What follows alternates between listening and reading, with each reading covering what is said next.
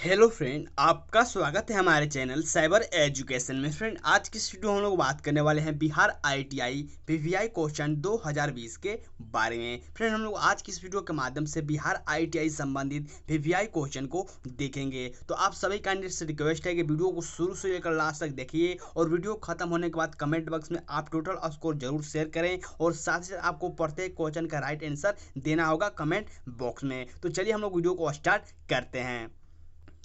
तो फ्रेंड, यहाँ से देख सकते हैं मैंने इसके पीडीएफ को ओपन कर रखा है। अगर आप इस पीडीएफ को नोट्स चाहते हैं तो आपको वीडियो के डिस्क्रिप्शन में टेलीग्राम ग्रुप का लिंक मिल जाएगा या फिर व्हाट्सअप ग्रुप का लिंक मिल जाएगा। उस लिंक पर क्लिक करके आप व्हाट्सअप ग्रुप या फिर टेलीग्राम ग्रुप को ज्वाइन कर लीजिए। वहाँ पे हम लोग डेली बिहार आईटीआई संबंधित जीके जीएस का पीडीएफ और साथ ही जहाँ पे मैं जो भी आपको वीडियो अपलोड करता हूँ उसको भी आपको नोट्स मिल जाएगा। तो ज़रूर आप उस ग्रुप को ज्वाइन कर लीजिए। पहला क्वेश्चन यहाँ से देखिए फ्रेंड, मेंशन किया गया है गुरु गोविंद सिंह जी का 2019 में कौन सा प्रकाश पर्व पटना में मनाया गया था। यहाँ से देख सकते हैं ईयर पूछा गया है 2019 में, यानी कि जो गुरु गोविंद सिंह है इनका 2019 में कौन सा पर्व यानी कि कौन सा इनका जयंती मनाया गया था पटना में। तो यहाँ से देख सकते हैं आपको 4 ऑप्शन बताए गए हैं। इन 4 ऑप्शनों में से आपको राइट आंसर देना होगा। फटाफट आप कमेंट करके एक राइट आंसर बताइए। चलिए मैं आपको राइट आंसर बताता हूँ। इसका राइट आंसर हो जाएगा 352वां, यानी कि यहाँ से 352 वर्षवा यहाँ से आपको 2019 में पटना में यहाँ पे गुरु गोविंद सिंह का यहाँ पे पर्व मनाया गया है। यानी कि यहाँ से सी ऑप्शन बिल्कुल राइट आंसर हो जाएंगे इस क्वेश्चन के। देखिए, इस क्वेश्चन से संबंधित आपको इम्पोर्टेंट फैक्ट ये याद रखना है। कभी कभी आपको गुरु गोविंद सिंह जी का यहाँ से आपको जन्म पूछ लिया जाता है कि इनका जन्म कब हुआ था। तो इनका जन्म हुआ था आपको 22 दिसंबर 1666 ईस्वी में। देखिए, यहाँ से मैं राइट कर रहा हूँ, लेकिन यहाँ से हो सकता है कि आपको साफ न दिख रहा हो, लेकिन मैं आपसे जो बोल रहा हूँ उसको आप समझिए कि 22 दिसंबर 1616 ईस्वी में इनका जन्म हुआ था और इनकी मृत्यु हुई थी आपको 7 अक्टूबर 1708 ईस्वी में। ये भी बिल्कुल आप याद रखें, कभी कभी आपको एग्जाम में ये भी पूछ लिए जाते हैं। नेक्स्ट यहाँ से देखिए मेंशन किया गया है परावर्तन के नियम के अनुसार परावर्तन कोण का मान आपतन कोण के होता है। यहाँ से देख सकते हैं ऑप्शन बताए गए हैं बराबर, आधा, दुगुना या फिर तिगुना। फटाफट कमेंट में राइट आंसर आप बताइए। यहाँ से देखिए इसका राइट आंसर मैं बताता हूँ कि परावर्तन के नियम के अनुसार परावर्तन कोण का आपतन कोण के होता है, कितना कोण के बराबर होता है। तो यहाँ पर इसका राइट आंसर हो जाएगा कि बराबर होता है। ठीक है, यहाँ से ये ऑप्शन बिल्कुल राइट आंसर हो जाएंगे। चलिए हम लोग अगले क्वेश्चन की ओर बढ़ते हैं।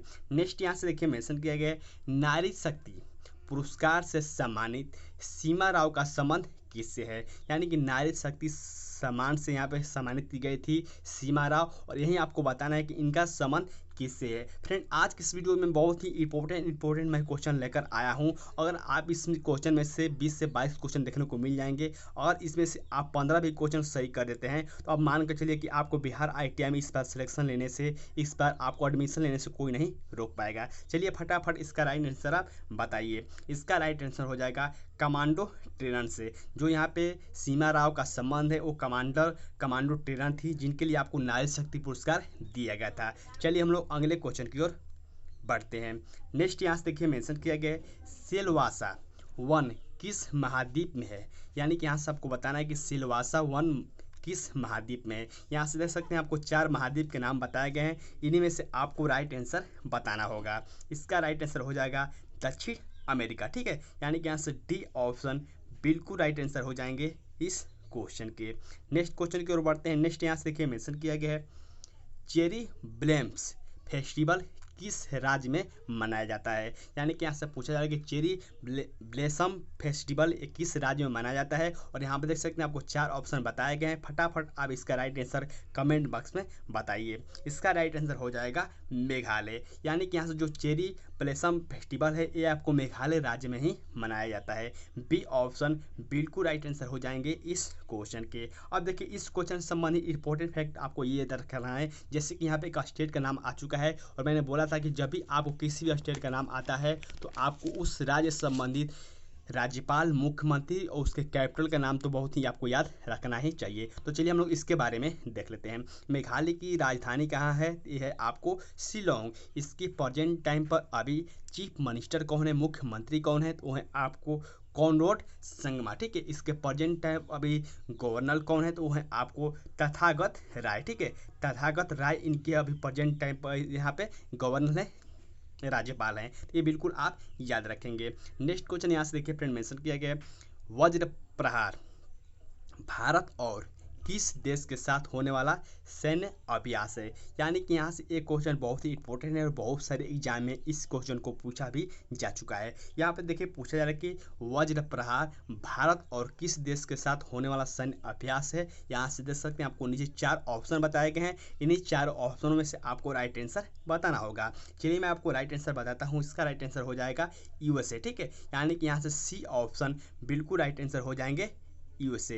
यानी कि जो है वज्र प्रहार है ये आपको भारत और यूएसए के बीच आपको होने वाली सैन्य अभ्यास है, ठीक है। इस क्वेश्चन से आप इंपॉर्टेंट पॉइंट ये याद रख सकते हैं। कभी कभी आपको यूएसए के प्रेसिडेंट या फिर कभी इसका कैपिटल पूछ लेता है कि यूएसए के कैपिटल कहाँ है, तो ये है आपको वाशिंगटन डीसी में। तो ये बिल्कुल आप याद रखें। चलिए हम लोग नेक्स्ट क्वेश्चन की ओर बढ़ते हैं।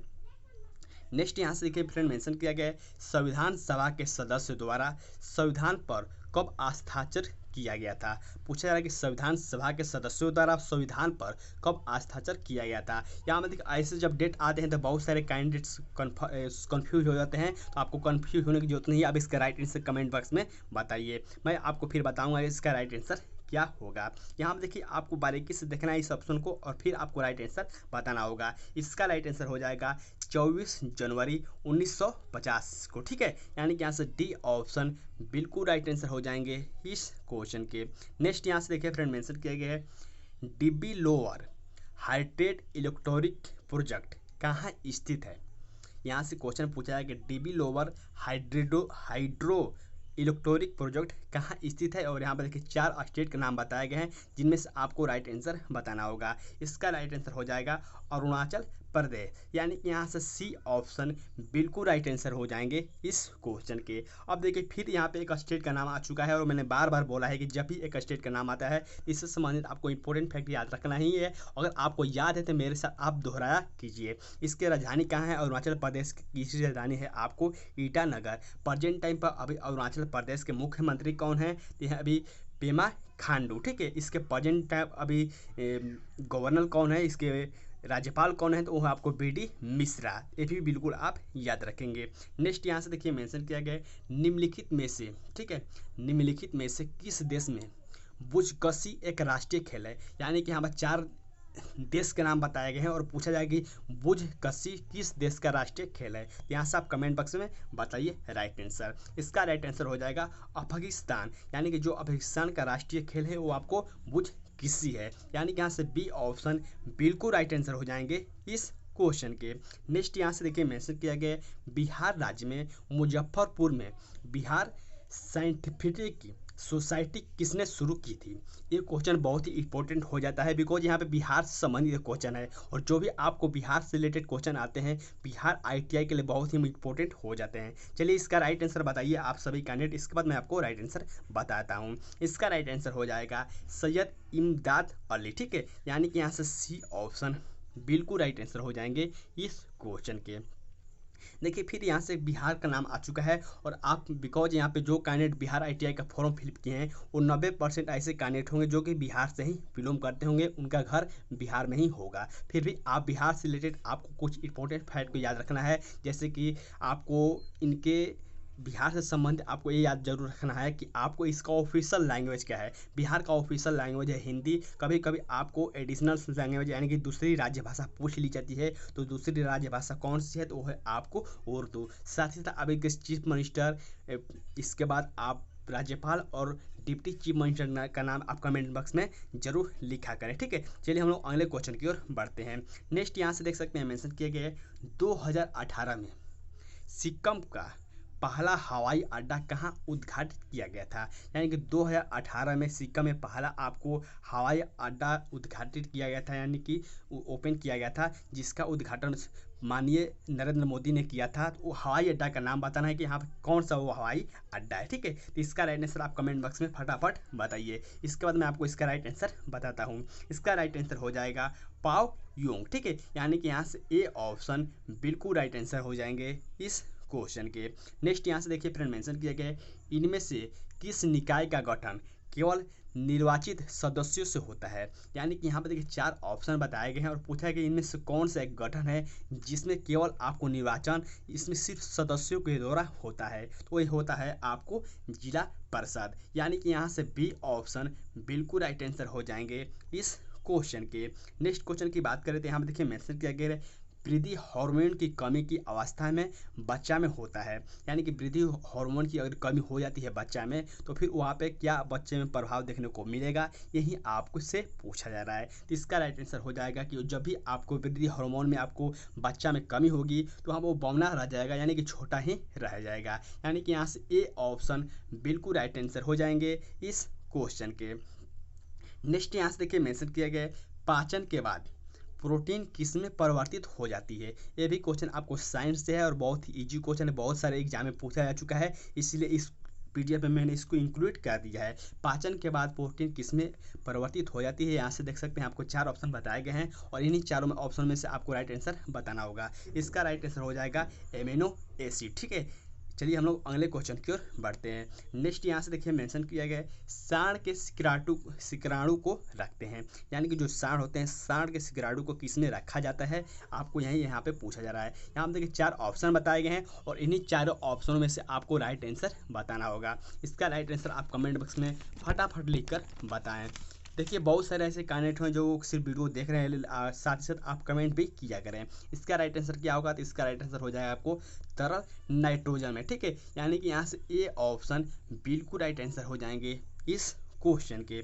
नेक्स्ट यहाँ से देखिए मेंशन किया गया है, हमीदा बानो बेगम माँ थी। यानी कि पूछा है कि हमीदा बानो बेगम किसकी माँ थी। यहाँ से देखिए 4 ऑप्शन बताए गए हैं और इन्हीं में से बताना है कि आपको हमीदा बानो बेगम किसकी माँ थी। ये जो आपको हमीदा बानो थी, ये आपको सम्राट अकबर की माँ थी। ठीक है, सम्राट अकबर की माँ थी हमीदा बानो। यानी कि यहाँ से बी ऑप्शन बिल्कुल राइट आंसर हो जाएंगे इस क्वेश्चन के। चलिए हम लोग अगले क्वेश्चन की ओर बढ़ते हैं। नेक्स्ट यहाँ से देखिए मेंशन किया गया है, बिहार के मुख्यमंत्री को कौन नियुक्त करता है।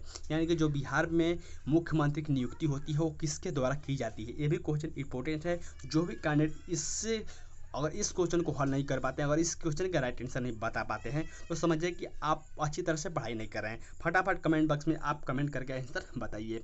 बिहार के मुख्यमंत्री की नियुक्ति कौन करता है, तो ये नियुक्ति की जाती है आपको राज्यपाल के द्वारा। यानी कि यहाँ से ए ऑप्शन बिल्कुल राइट आंसर हो जाएंगे इस क्वेश्चन के। चलिए हम लोग अगले क्वेश्चन की ओर बढ़ते हैं। नेक्स्ट यहाँ से क्वेश्चन मैं आपको बता दूँ, यहाँ से देखिए मेंशन किया गया है, जर्मनी और फ्रांस की सीमा रेखा है। आपको बताना है कि जर्मनी और फ्रांस की सीमा रेखा क्या है, उसका नाम क्या है, यहाँ से आपको बताना है। यहाँ पे देख सकते हैं 4 ऑप्शन बताए गए हैं। इसका राइट आंसर क्या होगा, तो इसका राइट आंसर हो जाएगा आपको मैगनेट रेखा। यानी कि जर्मनी और फ्रांस की जो वो बीच रेखा है वो आपको मैगनेट रेखा के नाम से जानी जाती है। यानी कि यहाँ से बी ऑप्शन बिल्कुल राइट आंसर हो जाएंगे इस क्वेश्चन के। देखिए यहाँ पे अंतर्राष्ट्रीय सीमा रेखा की बात आई है, तो यहाँ से आपको भारत और चीन के सीमा रेखा को नाम याद रखना चाहिए, जो कि आपको मैकमोहन रेखा के नाम से जानी जाती है। भारत और पाकिस्तान के बीच सीमा रेखा जो है उसका नाम आपको रेड क्लिफ रेखा के नाम से जाना जाता है। ये भी बिल्कुल आप याद रखें। नेक्स्ट यहाँ से देखिए मेंशन किया गया है, बिहार में सर्वप्रथम राष्ट्रपति शासन कब लागू किया गया था।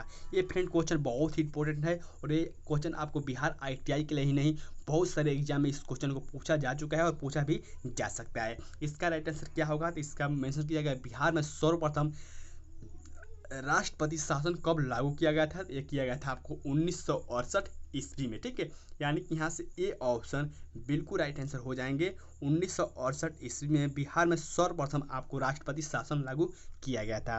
फ्रेंड कभी कभी आपको ये भी पूछ लिया जाता है कि भारत में प्रथम बार राष्ट्रपति शासन कब लागू किया गया था। ठीक है, तो ये लागू किया गया था आपको 20 जून। ठीक है, 20 जून 1951 ईस्वी में। आपको जब पूछा जाए कि भारत में कब राष्ट्रपति शासन लागू किया गया था, उस समय आपको 20 जून 1951 पर क्लिक करना होगा। और जब आपसे पूछा है कि बिहार में सर्वप्रथम राष्ट्रपति शासन कब लागू किया गया था, तो उस समय आपको 1968 पर क्लिक करना होगा। ये बिल्कुल बात याद रखें। नेक्स्ट यहाँ से देखिए मेंशन किया गया है, कृत्रिम वर्षा उत्पन्न कराने में उपयोग होता है। यानी कि जो कृत्रिम वर्षा किया जाता है, अपने से बनाया जाता है, उसमें किसका उपयोग किया जाता है, यहाँ से आपको यही बताना है। तो यहाँ से देख सकते 400, यहाँ से देख सकते हैं आपको 4 ऑप्शन बताए गए हैं और इन्हीं चारों ऑप्शनों में से आपको राइट आंसर बताना है। तो फटाफट कमेंट बॉक्स में आप कमेंट करके बताइए। इसका राइट आंसर हो जाएगा आपको सिल्वर आयोडाइड, यानी कि यहाँ से डी ऑप्शन बिल्कुल राइट आंसर हो जाएंगे इस क्वेश्चन के। चलिए हम लोग अगले क्वेश्चन की ओर बढ़ते हैं। नेक्स्ट यहाँ से देखिए मेंशन किया गया है, भारत में क्रांतिकारी आंदोलन कहाँ से शुरू हुआ था। ये आपको बताना है कि भारत में प्रथम नहीं मेंशन किया गया, भारत में क्रांतिकारी आंदोलन कहाँ से शुरू हुआ था यही आपको बताना है। और यहाँ पे स्टेट का नाम बताना है, जो कि यहाँ पे 4 स्टेट बताए गए हैं। तो यहाँ पर जो आपको भारत में प्रथम बार क्रांतिकारी आंदोलन शुरू किया गया था, ये आपको महाराष्ट्र से शुरू किया गया था, यानी कि यहाँ से डी ऑप्शन बिल्कुल राइट आंसर हो जाएंगे इस क्वेश्चन के। देखिए फ्रेंड, फिर से आपको एक स्टेट का नाम आ चुका है और हम लोग फिर से महाराष्ट्र के बारे में डिटेल में देख लेते हैं। प्रेजेंट टाइम पर अभी महाराष्ट्र के मुख्यमंत्री कौन है, वो है आपको उद्धव ठाकरे। इसके प्रेजेंट टाइम पर अभी डिप्टी चीफ मिनिस्टर कौन है, तो वहाँ है आपको अजित पवार। और इसके प्रेजेंट टाइम पर अभी राज्यपाल कौन है, तो वहाँ आपको भगत सिंह कोश्यारी। तो ऐसे करके आप बिल्कुल याद रखते रहिए, आपको राजधानी और राज्यपाल याद करने में कोई भी दिक्कत नहीं होगी। नेक्स्ट यहाँ और लास्ट यहाँ मेंशन किया गया है, डूंगेश्वरी पहाड़ियाँ कहाँ अवस्थित है। तो ये भी क्वेश्चन बहुत ही इंपॉर्टेंट है और इस बार तो बिहार ITI में पूछे जाने की पूरी चांस मुझे लग रही है। इसका राइट आंसर आप बताएं कि डूंगेश्वरी पहाड़ी कहाँ स्थित है। तो ये स्थित है आपको बिहार में, ठीक है, यानी कि यहाँ से सी ऑप्शन बिल्कुल राइट आंसर हो जाएंगे इस क्वेश्चन के। तो फ्रेंड, आज के इस वीडियो के माध्यम से हमने टॉप 22 क्वेश्चन यानी कि 22 क्वेश्चन देख लिए हैं। और आप सभी कैंडिडेट से रिक्वेस्ट है कि जो कैंडिडेट यहाँ तक इस वीडियो को देख लिए हैं, तो इस वीडियो को लाइक करें और अपने दोस्तों के साथ इस वीडियो को शेयर जरूर करें। और साथ ही साथ आप बिहार से संबंधित जितने भी आपको इंपॉर्टेंट फैक्ट याद है, वीडियो के नीचे कमेंट बॉक्स में आप जरूर लिखा करें। तब तक के लिए बाय फ्रेंड, जय हिंद।